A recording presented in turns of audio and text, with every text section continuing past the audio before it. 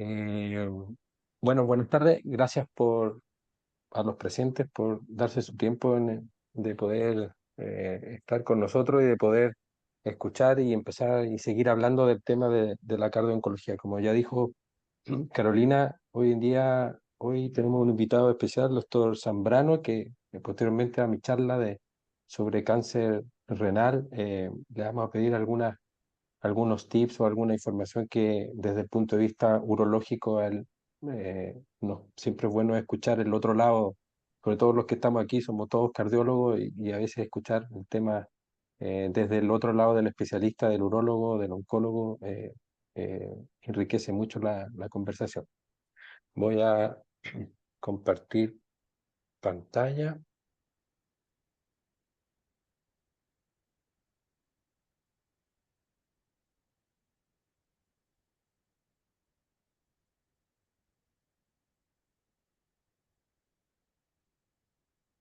Ya. ¿Se ve bien ahí?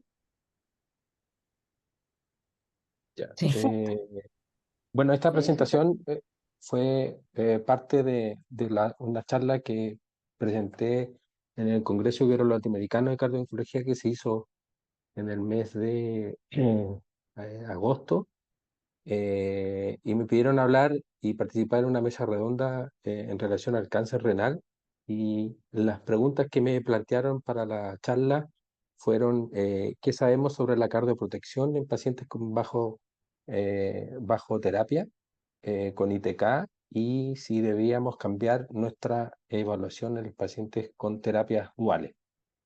Obviamente, cuando me plantearon esa primera pregunta, mi cara primero fue de asombro porque efectivamente el cáncer renal no es algo que uno ve en forma habitual, o obviamente por la frecuencia que tiene, siempre uno está como un poco más y hay mayor información acerca del cáncer de mama, ¿no es cierto? Y sobre las terapias como hematológicas, pero obviamente el cáncer renal no es algo que esté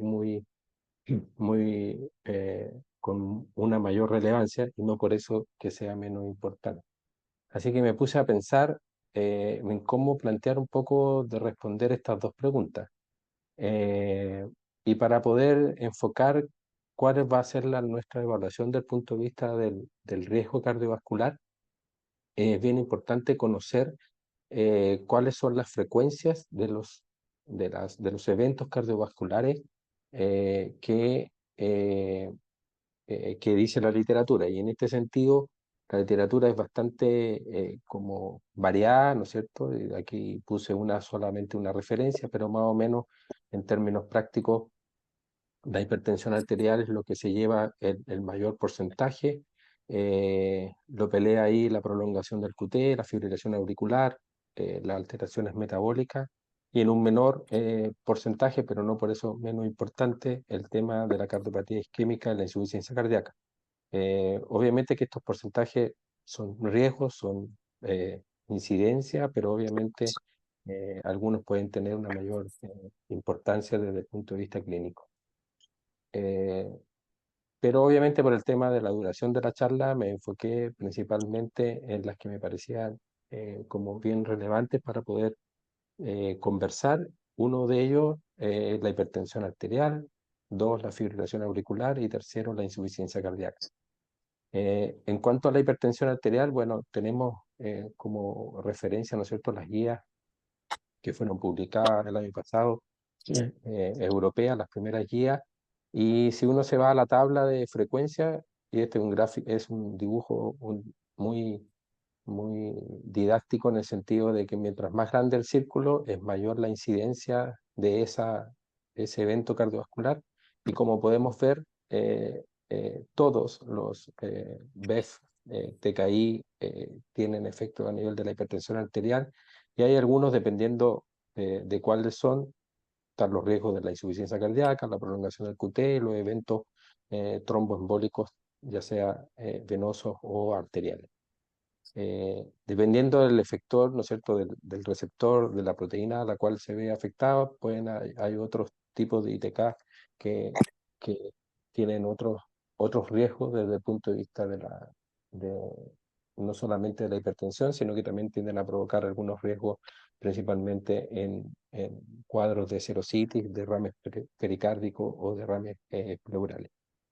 Eh, ¿Qué sabemos del comportamiento de la presión arterial, que es lo que estamos analizando en cuanto a estos fármacos? Y este es un estudio en donde se evaluó la respuesta hipertensiva con el ISO de un ITK, tanto en pacientes normotensos como hipertensos, y como podemos evaluar, tanto en los normotensos como los hipertensos, en los momentos en los cuales se administra el medicamento, que son en las barras o los rectángulos grises, podemos ver que tanto la presión sistólica como la presión sistólica tiene un aumento de la presión. Este mismo comportamiento, aunque un poco más exagerado, se ve en pacientes hipertensos, en donde podemos ver que en los momentos que obviamente el tratamiento no está siendo administrado, claramente también hay una baja, una normalización de la presión. Eh, el porqué de este mecanismo de la hipertensión, hay algunas teorías que hablan principalmente de que eh, hay una disminución de moléculas, ¿no es cierto? Principalmente la endotelina 1 a nivel que es un vasoconstrictor, y un aumento principalmente de las prostaciclinas y del óxido nítrico a nivel del glomérulo, que provocan este efecto bien característico de la hipertensión en los pacientes con usuarios de ITK. ¿Cuál es la recomendación de la monitorización y del manejo de este grupo de pacientes? Lo que sugieren las guías es que obviamente en cada monitoreo, en cada visita clínica, nosotros tenemos que monitorizar y tomar la presión a los pacientes, ya sea el oncólogo, el cardiólogo, el urólogo, el técnico, la enfermera, cualquier persona que vea al paciente que esté tomando sus medicamentos, para poder ir teniendo un mayor número de presiones y poder ir viendo cuál es el comportamiento que cada paciente tiene en cuanto a la presión. Y ahí hay distintas, aunque con un nivel de recomendación un poco más bajo, la idea es que el paciente debiera monitorizarse durante las primeras semanas y durante los primeros 3 meses la presión, eh, porque se ha visto que principalmente durante ese periodo es donde existe mayor como deterioro o mayor cambio desde el punto de vista de la presión durante este tratamiento. ¿Qué es lo que nos recomienda la guía en cuanto a los valores de la tensión arterial? Obviamente, que pacientes que tienen presiones sobre 180, 110 pasa a ser una contraindicación absoluta para la administración de estos tratamientos hasta que se compense. Y obviamente se considera valores normales. Pensamos que estas son guías europeas, los valores normales bajo 130-80, y idealmente los valores permitidos, ya sea en pacientes de alto riesgo o en otros casos, las presiones no debieran superar los 140-90. Como segundo efecto desde el punto de vista cardiovascular, eh, es importante que tengamos siempre en mente el tema de la fibrilación auricular. Hoy en día existen bastantes elementos como para poder monitorizarlo. Siempre hay que estarle preguntando al paciente si ha tenido palpitaciones, si ha tenido cambios de ritmo, si ha notado algo en los monitoreos de los relojes más bien deportivos, que a veces pueden ayudar también en este sentido en hacer el seguimiento. Por lo tanto, siempre tenemos que tenerlo en mente, más bien el tema de la pregunta de este tipo. ¿Qué es lo que se sabe desde el punto de vista de por qué explica esta presencia de la fibrilación auricular? Bueno, esto es bastante general, pero obviamente en en este desarrollo de esta arritmia influye harto el tema de la respuesta inflamatoria sistémica, que obviamente puede provocar el cáncer, las intervenciones quirúrgicas, sobre todo el tema a veces del cáncer renal, en donde tienen que ir a cirugía. Es importante considerar de que pacientes mayores, género masculino, que tengan enfermedades cardíacas o insuficiencia cardíaca o enfermedades vasculares, van a tener un mayor riesgo desde el punto de vista postoperatorio de presentar este tipo de arritmia. O sea, no solamente con el tratamiento Y, eh, y obviamente estos pacientes que tienen hipertensión, isquemia miocárdica, tienen un mayor riesgo de poder desarrollar este tipo de arritmia. Eh, en la pasada que me tocó estar con Teresa López en España, una de las cosas que revisamos dentro de los pacientes que ella tenía en el Hospital Universitario de La Paz, si bien es cierto, estos tratamientos no están indicados para el cáncer renal y estos pacientes eran principalmente desde el punto de vista hematológico, solamente les quiero mostrar de que efectivamente los pacientes desarrollan fibrilación auricular. De esta revisión que hicimos de 75 pacientes, eh, 11 pacientes presentaron fibrilación auricular, que equivale más o menos al porcentaje de presentación que habla la literatura, que habla de un 14%. Y lo más interesante de esta pequeña revisión que hicimos es que todos los pacientes eh, eh, tuvimos la oportunidad de hacerle el strain auricular como medida ecográfica predictora de fibrilación auricular, y todos los pacientes, estos 11 pacientes que tenían fibrilación auricular, el 100% eran hipertensos y el 100% tenían un estrés auricular bajo, independiente del valor del volumen de la aurícula. Entonces, son pequeños información que, si bien es cierto, es difícil de poder esto dirigirlo específicamente en el tratamiento del cáncer renal, pero son informaciones que siempre hay que tener en cuenta cuando usamos este tipo de fármacos en nuestros pacientes. Finalmente, la insuficiencia cardíaca, tenemos que esto va desde pacientes muy solamente con disfunción sistólica, muy poco sintomáticos, obviamente, hasta estados mucho más severos como son cuadros de shock o principalmente la muerte. Eh, esta disfunción cardíaca puede ser reversible o totalmente reversible, y eso va a depender un poco del momento nosotros en donde encontremos esta enfermedad. Dentro de las causas que tenemos de la insuficiencia cardíaca, obviamente está el tema de las cardiopatías isquémicas. Y en este sentido, estos fármacos que tienen múltiples receptores, que pueden actuar sobre receptores de crecimiento derivado de las plaquetas o del factor de crecimiento endovascular, van a provocar finalmente una desestabilización de la membrana a nivel microvascular coronario. Eso va a reducir obviamente la reserva de flujo coronario, y eso va a llevar finalmente a un mayor riesgo de trombosis y de eventos isquémicos arteriales, que es importante tener en mente. Eh, Hay estudios en cuanto a la insuficiencia cardíaca que nos muestran de que pacientes que están usando principalmente en cáncer renal metastásico, que usan sorafenib o sunitinib, la incidencia de un total de casi 1.600 pacientes, eh, la incidencia de la reducción, perdón, de la disminución de la función ventricular ocurrió en los grupos de los tratamientos con estos ITK, 1.8, 1.4 en este grupo de pacientes versus el placebo, que fue de 0.9. Algo interesante de este estudio, que el seguimiento, este estudio es del año 2015, y el seguimiento que se hizo de la fracción de eyección se hizo con MUGA, que como sabemos, desde el punto de vista así como práctico, a lo mejor puede tener mejor reproducibilidad, pero obviamente tiene el pero del punto de vista de la radiación, que no es menor. Eh, Otro estudio en cuanto a la incidencia de la eh, insuficiencia cardíaca, hablan de que para pacientes con sunitinib, también con cáncer metastásico renal, existe más o menos un porcentaje de un 10% de los pacientes tuvieron una disminución de la fracción de eyección considerada mayor del 10% a un valor bajo el 50%. Este seguimiento sí se hizo con ecografía y con mediciones de Simpson.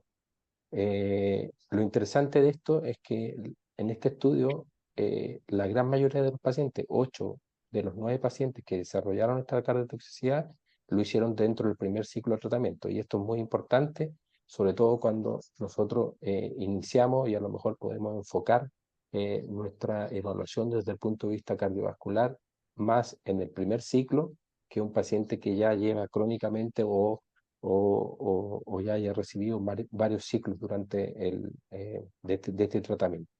Y lo importante es que si nosotros instauramos un tratamiento adecuado de insuficiencia cardíaca, eh, habiendo detectado esta disminución o esta disfunción del ventrículo izquierdo, sabemos que este grupo de pacientes al menos no progresó o al menos fue parcialmente reversible durante el periodo de seguimiento que fue más de 2 años. ¿Cuáles son los factores de riesgo que nosotros tenemos que tener en cuenta en los pacientes que desarrollan una disfunción cardíaca? Obviamente, pacientes que tienen preexistencia de fallas cardíacas, que tienen enfermedad coronaria conocida, que son hipertensos previamente, que tienen enfermedad valvular o que han estado expuestos a otro tipo de quimioterapia. Desde el punto de vista de cómo prevenimos esta insuficiencia cardíaca, las guías nos recomiendan obviamente en pacientes de alto o de muy alto riesgo, el uso preventivo, ya sea de ARA-2 o IECA, en los pacientes que están recibiendo para evitar en cierta medida esta presencia de esta insuficiencia cardíaca. ¿Y cómo valoramos estos pacientes de alto o de muy alto riesgo? Y para eso nosotros nos basamos en lo que nos recomiendan, o sea, estas proformas que tenemos para cada uno de los tratamientos, en donde obviamente los pacientes de muy alto riesgo o de alto riesgo son los que conocemos habitualmente, o sea, pacientes que ya tienen falla cardíaca previa, pacientes que son vasculópatas, ¿no es cierto?, que tienen enfermedades vasculares, ya sea operadas, activas o sintomáticas, pacientes añosos, mayores de 75 años, que han estado expuestos previamente a la antraciclina. Por eso que este grupo de pacientes son los que nosotros, en cierta medida, a esos pacientes de muy o de muy alto riesgo no debieran faltarle ningún cardiólogo, y esos son los que debiéramos, por lo menos sí o sí, estar continuamente monitorizando. Las primeras recomendaciones desde el punto de vista ecográfico de la ACE, en donde el doctor Juan Carlos Plana fue un, un innovador desde el punto de vista de poder sugerir cómo debiéramos nosotros controlar a nuestros pacientes desde el punto de vista ecográfico. Inicialmente, esto fueron las primeras guías o las primeras recomendaciones de imágenes que se hicieron en el año 2014 y recomendaban principalmente un ecocardiograma basal con un seguimiento, ¿no es cierto?, a un mes y cada 3 meses durante el tratamiento con ITK. Las guías actuales, las del año pasado, como vemos, siempre es importante hacer una correcta categorización del riesgo cardiovascular, pacientes de bajo riesgo, de moderado riesgo, de alto, muy alto riesgo. Obviamente los de muy alto riesgo y en general en todo debiéramos hacer el electro y la ecografía, sobre todo los de mayor riesgo, y el monitoreo es lo que se sugiere acá cada 3 meses inicialmente y a posterior también del término o de la continuación del tratamiento. El uso de los biomarcadores debiera ir de la mano del chequeo desde el punto de vista ecográfico, pero como ven, este nivel de evidencia no es tan potente y obviamente es mucho menor para los pacientes que tienen menores riesgos.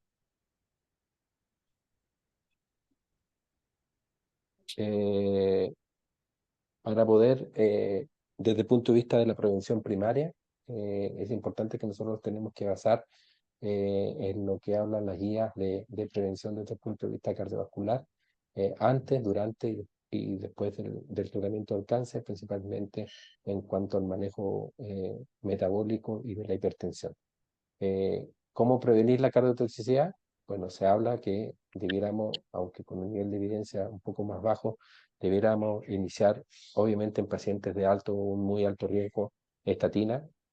Si somos prácticos, todos estos pacientes que yo les nombré, ¿no es cierto?, que tienen vasculopatía, que han tenido insuficiencia cardíaca, debieran en términos prácticos ya estar con estatina, así que es algo que no debiéramos a lo mejor pensarlo mucho, pero obviamente en aquellos no tenemos que tratar de olvidar de que hay tratamientos que provocan rupturas de placa, aterosclerosis acelerada, como son, ¿no es cierto?, en cáncer de próstata, los agonistas de la GnRH.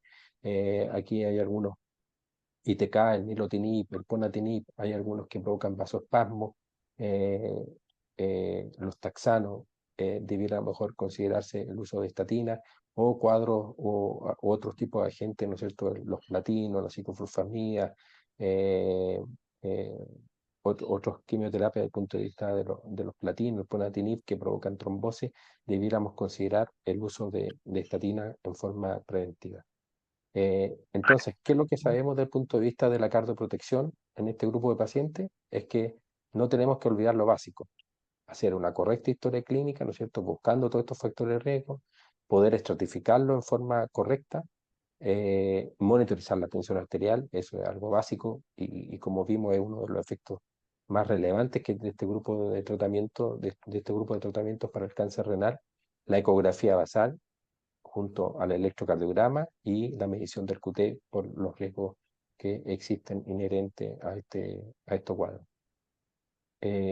Continuando, en cuanto a la segunda parte de la pregunta, que preguntaba acerca de las terapias duales, eh, aquí les puedo mostrar de que en general en los tratamientos de los tumores metastásicos, como primera línea, se recomiendan un inhibidor, una combinación de terapia, ¿no es cierto?, dual, PD1 con CTL4 o PD1 en combinación con algún inhibidor de la tirosina quinasa.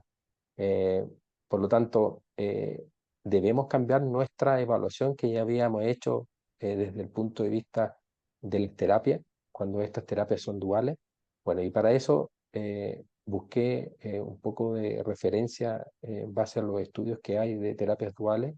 Aquí tenemos el nivolumab más cabozantinib versus en forma comparativa con el sunitinib en pacientes con cáncer renal avanzado, estudio de fase 3, más de 650 pacientes con una mediana de seguimiento de 18 meses. Eh, Desde el punto de vista renal, las tasas de sobrevida fueron mejores para el grupo dual. Y a lo mejor el doctor Zambrano después nos puede ilustrar un poco y ver si es que estas sobrevidas se ven también y son significativas desde el punto de vista práctico. Pero me fui a buscar los eventos adversos que se reportan en el estudio, y en realidad lo único reportado desde el punto de vista de las terapias es la hipertensión.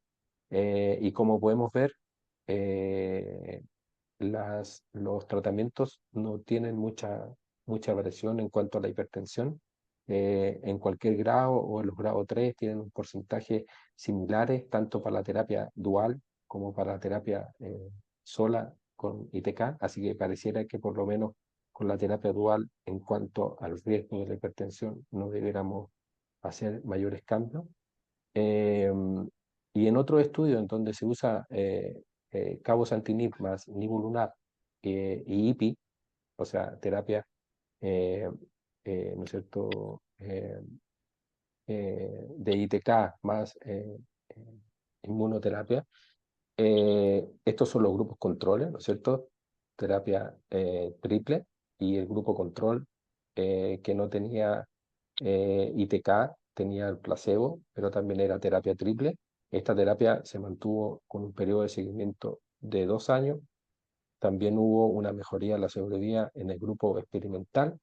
Ahí se los muestro para que se fijen que es la terapia de la inmunoterapia más ITK 2.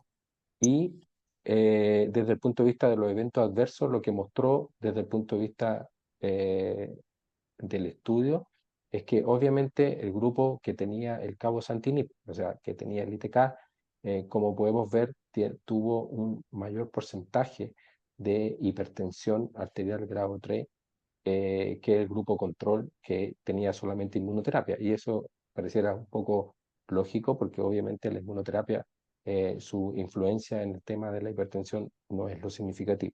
Dentro de los eventos adversos que describen, aquí abajo aparece la disnea, pero que en términos prácticos no como algo de falla cardíaca, por lo menos no está descrito así, pero el porcentaje fueron bastante pocos.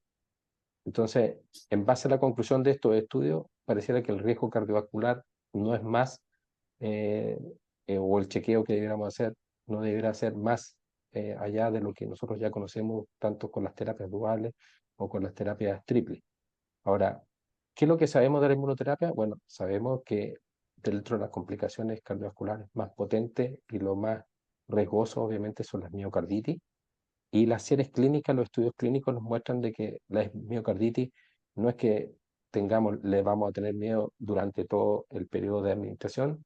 Uno deberá estar siempre atento y estar chequeando y monitorizando, pero obviamente las series clínicas muestran de que principalmente la mayor presencia de miocarditis se dio durante los primeros 30 días desde la exposición inicial a la inmunoterapia, y todas esas otras complicaciones más tardías, como aterosclerosis, hipertensión, se dieron más allá de los 90 días. Entonces, en términos prácticos, debiéramos tratar de ir chequeando este grupo de pacientes. Sabemos que los efectos cardiovasculares de la inmunoterapia tienen mucho que ver con el aumento de la actividad de los linfocitos T y que también con la expresión de los PDL1 a nivel del endotelio vascular. Y como podemos ver, los efectos no solamente van a nivel del miocardio, sino que también a nivel de arritmia, miocarditis, cardiopatía coronaria, pericarditis. Ahora, ¿qué pacientes de estos tienes más riesgo? Obviamente los pacientes que tienen doble terapia, ¿cierto? IPI-NIVO, combinaciones con otro tipo de terapias cardiotóxicas, ¿no es cierto? Radioterapia, antraciclina, los HER2, pacientes que hayan tenido algún evento desde el punto de vista relacionado a la inmunoterapia, pero que no sean cardiovasculares, esos pacientes tienen un mayor riesgo de poder presentar eventos cardiovasculares, y obviamente si hayan tenido antecedentes de tanto de cardiopatía o de enfermedad cardiovascular relacionada a la terapia del cáncer. ¿Qué nos dice la guía en cuanto a los inmunocheckpoints? Bueno, en categoría de bajo y de alto riesgo, en los de alto riesgo, obviamente la monitorización, tanto desde el punto de vista clínico, electro, ecografía y los biomarcadores, es algo que está, es algo basal. Y lo que se recomienda es que cada 2 ciclos, o sea, el primero 4 ciclos debiera hacerse un chequeo siempre con biomarcadores. Ahora, esto es como para tener un panorama bien amplio y un mapa de nuestro paciente. Obviamente no hay que hacer ecografía en todos los ciclos, a no ser de que los biomarcadores presenten algún cambio o la historia clínica del paciente no relate algo desde el punto de vista de que pudiera estar haciendo alguna miocarditis. Eh, este estudio, en relación a, trató de buscar o identificar cuáles eran los factores de riesgo en pacientes con cáncer renal que tenían eventos cardiovasculares, ya sea compararon 2 grupos, las terapias con citoquina y las terapias dirigidas, eh, y se vio que los pacientes que tenían insuficiencia cardíaca, antecedente de insuficiencia cardíaca, fibrilación auricular, enfermedades tromboembólicas, isquemia y mayores de 75, eran pacientes que tenían mayores riesgos cardiovasculares y hacían mayores eventos cardiovasculares con la terapia objetivo. Así que este grupo de pacientes obviamente son pacientes que nosotros debiéramos tener bien afinados y bien tratados, con sus prevenciones tanto primarias como secundarias, para poder evitar de que estos eventos se den con mayor frecuencia. Por lo tanto, en resumen, mi conclusión es que efectivamente la mejor cardioprotección es identificar los riesgos cardiovasculares y obviamente controlar los factores de riesgo cardiovascular. Esto de controlar debe ser algo efectivo y no solamente una palabra que sea fácil de realizar, porque efectivamente el control que nosotros llevamos de los pacientes a veces cuesta, sobre todo cuando hay otro tipo de tratamiento de por medio. Los pacientes sufren complicaciones por el cáncer, se sienten fatigados y a veces obviamente controlar todos estos factores de riesgo no es fácil. Eso.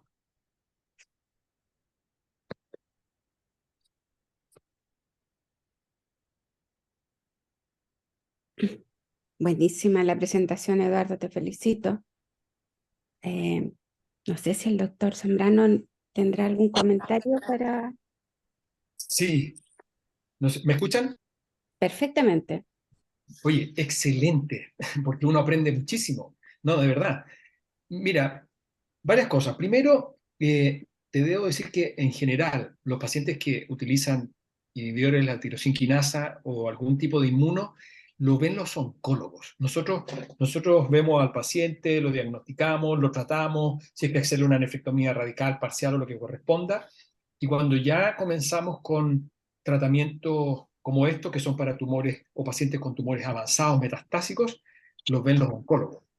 Pero nos ayuda mucho a saber que de acuerdo a tu presentación, que aquellos pacientes que tienen factores de riesgo cardiovascular o que ya tienen algunas patologías deben ser evaluados por ustedes antes del inicio de, ya sea Ah, los TKI o de la inmuno. Yo te diría que actualmente, eh, por lo menos en lugares como acá, sistemas privados, clínica alemana y otras, qué sé yo, el uso de inhibidores de la tirosina quinasa es cada vez menor, ¿ya? ¿Por qué? Porque las inmunos las han superado, pero así significativamente desde el punto de vista de los resultados, sobre todo de sobrevida libre de enfermedad o de sobrevida global incluso, mucho mejor que los TKI. Lo otro que iba a decir es que otra de las drogas que usamos, o que usan en general los oncólogos, es en aquellos pacientes en los cuales les hemos hecho o una nefrectomía parcial, pero especialmente nefrectomías radicales, y son pacientes que tienen alto riesgo de recurrencia, ¿ya? Y hay un grupo bien específico en el fondo, en los cuales hemos usado o se usa pembrolizumab adyuvante por un año, ¿ya? También con bastante buenos resultados, pero hasta un 20% de suspensión de tratamiento por efectos adversos. Y te mentiría, pero no sabría decirte exactamente cuáles, pero me imagino que algunos de ellos pueden ser efectivamente efectos adversos cardiovasculares.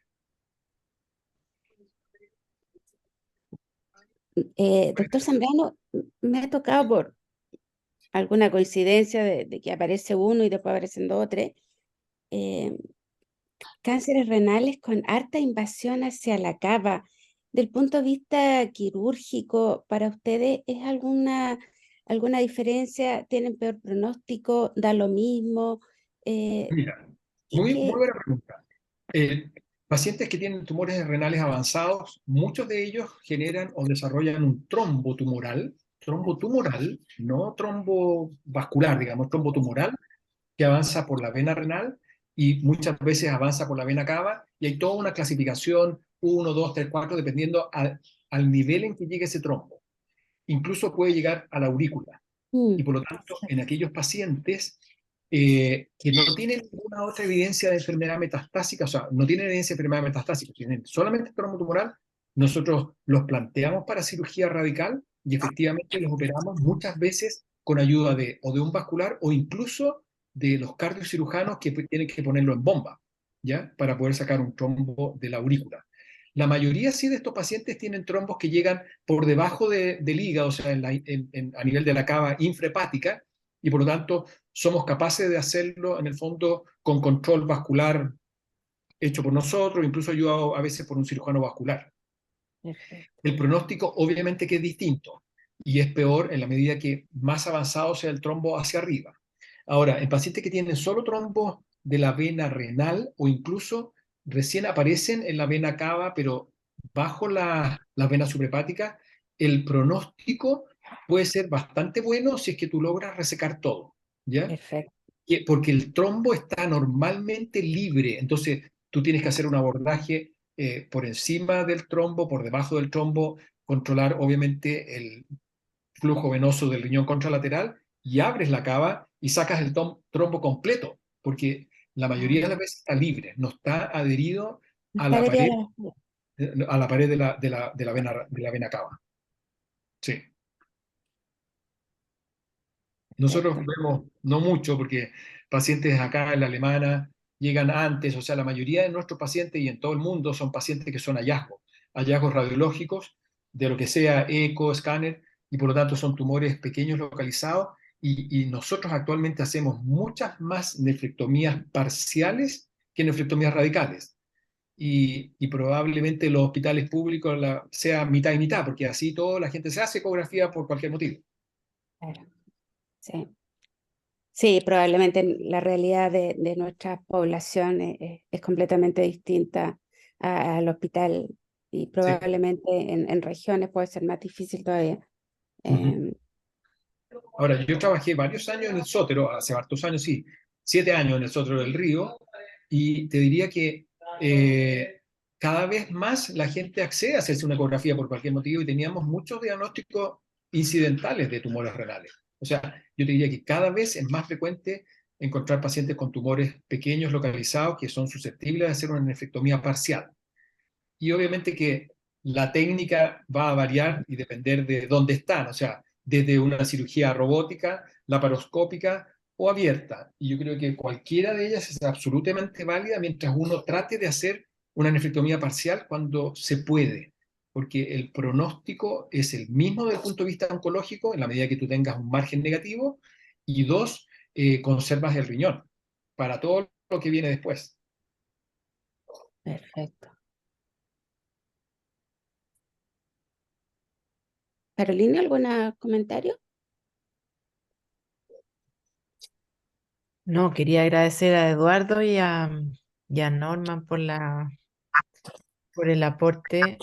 Em, la verdad es que, claro, como dice la Pame, nosotros vemos, o sea, por lo menos en mi caso, una casuística más bien pequeña, porque en el hospital, así como bien misceláneo, y claro, me ha tocado ver más inmuno, no tanto ITK, como decía Norma. Eh, y ITK en otros cánceres, pero como últimamente más inmuno que es como el boom de la inmunoterapia, y con el pembrolizumab largo de harto tiempo, eh, cuando ya, no sé, pues llevan más de 6 meses en inmunoterapia, como que ya no pescan tanto los seguimientos.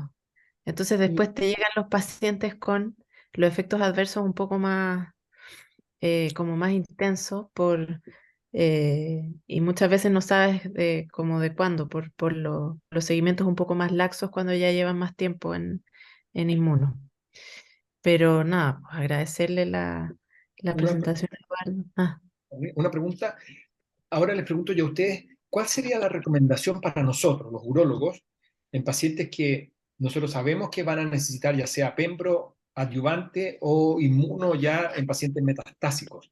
Desde el punto de vista de ustedes, o sea, derivarlos siempre a ustedes para que los vean o aquellos pacientes que ya tienen alguna patología como la que mencionó el doctor Borges, o sea, hablamos de hipertensos, coronarios, etcétera. O sea, ¿cuál es la recomendación? ¿Eduardo? Sí. Sí, bueno, en términos prácticos, si uno quisiera, yo creo que a uno le gustaría que todos los pacientes nosotros los controláramos, porque eh, el camino del punto de vista del cáncer y si nos vamos al punto de vista estadístico del control que nosotros tenemos a nivel nacional y a nivel mundial de los factores de riesgo, es muy malo. Entonces, en Chile, menos del 30% de los pacientes están controlados bien de la presión arterial, por lo tanto, en términos prácticos, todos los pacientes que sean hipertensos, uno tiene que asumir desde el punto de vista, desde el inicio, que no está bien controlado, porque en general se les deja un tratamiento de base y no sabemos cuál ha sido su comportamiento de la presión. Entonces, si usted me pregunta así como del punto de vista teniendo todos los recursos, yo preferiría que todos los pacientes los viéramos nosotros. Ahora, si nos vamos a las guías y a las recomendaciones, obviamente que los pacientes eh, que tienen factores de riesgo de altísimo riesgo, ¿no es cierto? Todas estas cosas vasculares que ya conocía, que ya están revascularizados, eso sí o sí debieran ya haberse visto previamente y debiéramos obviamente rechequearlo en el momento que previo a alguna intervención quirúrgica o previo incluso al tratamiento de la quimioterapia. Eh, no sé si la PAME puede... Sí, en el mundo ideal estoy de acuerdo Eduardo que debería ser así. En forma práctica, yo creo que no. Sí se podría aprovechar cuando ustedes piden el pase operatorio, ¿no es cierto? Sí, Siempre consideran un paciente joven, oh, ya nos tiramos, lo va a ver el anestesista y nos vamos a quedar tranquilos. Y aquel paciente que tiene más de algún factor de riesgo, casi siempre nos llega al cardiólogo. El problema, doctor, es que la cardio-oncología como enfoque propiamente tal no es ni siquiera muy reconocida por nuestros propios colegas cardiólogos, por lo que hacen un chequeo básico enfocado al aspecto quirúrgico y no a las medidas preventivas. Y también es cierto, poderosamente cierto lo que dice Eduardo, en que acá en Chile ni los médicos ni los pacientes le dan la debida importancia al control de los factores de riesgo. Tú ves que ah, me llegan pacientes con el cáncer y siguen fumando, siguen tomando alcohol, son obesos, no hacen ejercicio. Claro, no, tal vez no es el mejor momento para empezar a preocuparnos de esos puntos, pero sí hay que empezar. Idealmente, yo creo que en el mundo ideal, si tú tienes un paciente que en tu checklist ves que es diabético, hipertenso, coronario, muy fumador, obeso, ideal es que lo vea el cardiooncólogo em, casi desde el momento inicial o por lo menos recomendarle. Si ya tiene menos factores de riesgo, obvio puede ser cualquier cardiólogo. Estoy hablando en el mundo ideal, ¿no es cierto? sí, no, En lo que alcanzamos. ¿Ah? Pero y las nuevas guías tratan de que lo hagamos así, con checklist. Un factor de riesgo, dos factores de riesgo, ya, tres factores. Por favor, mándenlo al cardiólogo para que lo evaluemos en forma un poquitito más enfocada, más dirigida. Probablemente no va a cambiar el pronóstico en la fase aguda de la cirugía, pero sí en el seguimiento a largo plazo. ¿Mm? interesante porque efectivamente, como dices tú, los pacientes que nosotros vamos a operar, que son obesos, hipertensos, diabéticos, generalmente, en general, se ven con algún cardiólogo y nosotros los mandamos como una evaluación preoperatoria. Pero distinto Exacto. es al cardiooncólogo, como dices tú, que no solamente va a ver la parte quirúrgica, sino que va a ver todo lo que viene después. Exacto. Y muchas veces también explicarle al paciente mismo es que nosotros queramos quitarle al cardiólogo que lo trata por años, sino que es enfocarle en las recomendaciones e ir haciendo un trabajo en conjunto. Yo creo que muchas veces he logrado ese apoyo mixto, diciéndole, esta es la opinión de para fomentar y optimizar sus controles. Así que eso se puede hacer, fíjate, nos puede ayudar en, Perfecto. en el mundo ideal. Eduardo, una preguntita Amén. bien básica que es en cuanto tú enfocaste ya bastante bien lo de la hipertensión arterial y siempre basándonos en la guía, pero justamente en pacientes con daño renal, muchas veces estamos como un poquito limitados con los YECA, los ARA2, em, y yo creo que nos falta un poquito em, profundizar en los mejores tratamientos. No sé si les ha tocado a ustedes que están llegando muchos pacientes hipertensos con mal control y, y de repente hemos tenido que volver a esquemas ya medios obsoletos como la hidralazina y hasta metildopa. No sé si les ha tocado de estos casos de hipertensiones bastante difíciles de manejar. Sí, bueno, obviamente que cuando ya tenemos una disfunción renal en cualquiera de sus grados, obviamente que el arsenal terapéutico se nos achica harto, porque queramos o no, los mejores medicamentos desde el punto de vista antihipertensivo son IECA y ARA2, o sea, eso se llevan la potencia desde el punto de vista del tratamiento de la presión. Obviamente tenemos otra alternativa, los fetabloqueantes, ¿no es cierto? Sobre todo el carvedilol, que es un muy buen medicamento, tanto por su efecto alfa y beta, eh, amlodipino, ¿no es cierto? Todos los bloqueadores canales del calcio. Hay que tener ahí precaución del tema de la edema de las extremidades inferiores, pero son cosas manejables. Y obviamente la terapia con hidralazina y isosorbí en los casos de insuficiencia renal eh, son tratamientos que son difíciles de manejar cuando hay hipertensiones demasiado severas. Entonces, eh, hay que obviamente usarlo, no tenemos mayores opciones, Bueno, pero obviamente sí. que el arsenal se nos achica bastante, sobre todo para manejar esas hipertensiones severas. Yo lo que veo en la práctica, en el tema práctico es que efectivamente hemos sido por muchos años muy laxos en manejar, en dejar la hipertensión como a libre albedrío. Sí. Que siempre le echamos la culpa de que la presión se le subió porque pasó un mal rato, que estas cosas. Yo creo que hemos hecho una mala búsqueda de la hipertensión.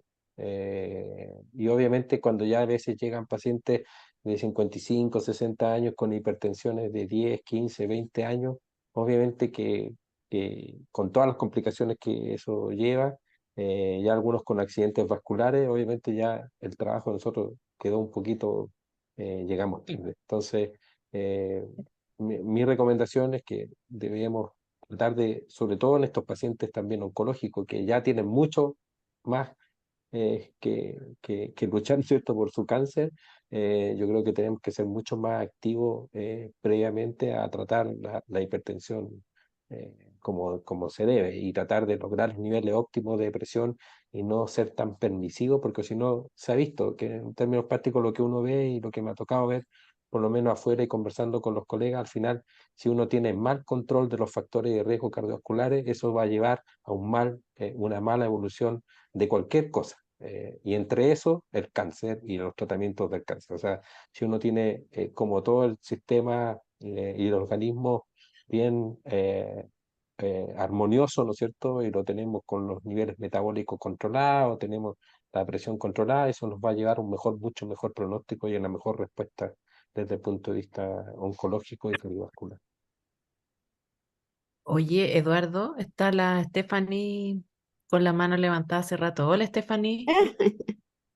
Hola, ¿cómo Hola, están? Steffi, Oye, Eduardo, ¿cómo estás? felicitaciones por la presentación. Muy bien, gracias. Muy, muy buena tu revisión.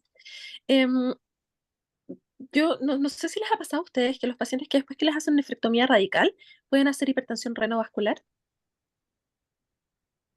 que eso es algo que igual hay como que tener ojo, que eso como para los urólogos, que ojo, ellos son los que hacen la nefrectomía, que si empiezan a elevar la presión, que de repente lo que están haciendo el paciente y que no fue a tratamiento, o sea, onda, fue solamente la nefrectomía, que después pueden hacer hipertensión renovascular, que eso igual es algo que por lo menos en cardiología no se ve muy frecuentemente, pero puede pasar. Y molesto o pregunto, ¿por qué? ¿Es porque el paciente, o sea, el riñón contralateral tiene algún grado de estenosis o algo? No necesariamente. Yo tengo un paciente que efectivamente tenía un cáncer renal, le hicieron la nefrectomía y no tenía estenosis de la arteria renal, pero se ¿Ya? comportó como el modelo dos riñones, un clip. Es como que el modelo de hipertensión renovascular de dos riñones, un clip. Entonces, como que Ujú. un riñón hubiera estado con estenosis, una arteria renal y la otra no. Así se comportó.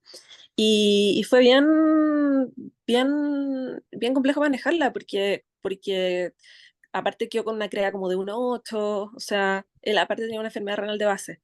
Entonces probablemente eso también detonó a que se hiciera la hipertensión renovascular. Y lo otro, que yo creo que esto a todos nos ayuda, pero que cuando nos derivan a los pacientes nos exámenes. O sea, por ejemplo, doctor Zambrano, no sé, pues usted tiene un paciente, ya cachó que tiene el cáncer, que probablemente va a ir a Pembro, y va a ir a Pembro cisplatino probablemente. Entonces, ese paciente, así, si lo va a mandar al cardiólogo, mándelo. Un perfil lipídico, una hemoglobina glicosilada, la troponina, el ProNP y el eco. Porque eso nos ayuda en la primera visita a ya solucionar problemas y a ya terminar de estratificar el riesgo. Porque estaba dicho la doctora Rojo, somos súper pocos. Entonces, habitualmente las horas están súper llenas y de ahí a que podamos volver a ver al paciente, de repente pasa un mes o pasa 2 meses y si nos llegan con todos los exámenes, la lleva. Podemos modificar tratamiento, partir al tiro tratamiento de prevención de cardiotoxicidad y avanzamos un montón. O incluso le podemos hacer la notita al oncólogo diciéndole como, onda, estimado doctor oncólogo, que usted que va a ver al paciente, mire, sabe que este paciente como que ya tiene una enfermedad coronaria de base que se vio al escáner de la tipificación, no sé, pues si va, por ejemplo, a sorafenib o a sunitinib, ¿es posible que tenga otro tratamiento? Y uno ya puede hacer como esa intervención inicial que finalmente después nos va a evitar que tenga un infarto y si estaba de lujo con sorafenib no le podemos no le podemos seguir dando el sorafenib. Ya. Eso. Bien. Bien. Con eso la lleva. Buena recomendación. Oye, Stephanie, ¿y cómo manejaste el de la hipertensión renovascular con Ah, le CREA1? saqué el IECA, le saqué el IECA, le saqué el losartán, le partí amlodipino, un poco de oxazocina, le dejé DAPA y ya vamos en CREA de 1.3. Y respondió bien. Está de lujo. Estamos con presión Wow. 120-80. 120-70, de hecho, de repente. Ya, súper bien. Así no fue tan No, refractario. pero es que a mí me llegó después de haber consultado como varias veces. Fue como, ¿qué hago? Así como tengo, no sé, 180 en la vida y estaba súper ansioso por eso, igual. Que te saquen un riñón no es menor, po. O sea, primero el diagnóstico de, hola, usted tiene cáncer. Y después le tenemos que sacar todo un riñón. Entonces, igual además genera ansiedad. Pero no, anduvo súper bien con modificando el tratamiento. Y conversando también con el nefrólogo que lo está siguiendo. Ujú. Bueno, eso se agradece por la participación y el conversar en el equipo, que a veces no siempre es tan fácil, pero en general los centros más que uno va conociéndose, los especialistas, es posible como llamarse, conversar y, y eso en general, claro, a nosotros, la Stephanie que es más solicitada tiene horas más lejos y la PAME, que me han venido a ver pacientes porque no, la doctora Rojo no tiene horas. Pero claro, y nosotros también no tenemos hora, pero ahí nos arreglamos. Sí, tranqui. En ninguna parte tienen hora luego. Sí, estamos. La gente está muy enferma Sí, últimamente. creo. Es eso. El encierro. Oye, bueno, excelente, muy dinámica la reunión. Te felicito, Eduardo. Te agradezco corazón, doctor Zambrano, que hayas participado con nosotros y invitado a futuras presentaciones del tema. Así que feliz y Me gusta. no sé, chiquillos, si damos por terminado por la hora. Y muchas gracias Eh, por el tiempo, sí, Sí. muchísimas gracias. por los comentarios, así que se Solamente la agradece. noticia que, bueno, después del Congreso nos juntamos el 13 de diciembre, el segundo miércoles que nos corresponde, ahí vamos a ver qué temas vamos a Perfecto. tratar en nuestra próxima reunión. Pero gracias, doctor Zambrano, también por la Un participación. gusto, ¿ah? Muchas gracias a ustedes. Sí, muchas gracias. Adiós. Gracias. Chao, chao. Chao. Chao, Chao, gracias, buenas chao a noches. todos. Buenas Chao, noches. Carlos. Chao. Chao. Chao. Que estén bien.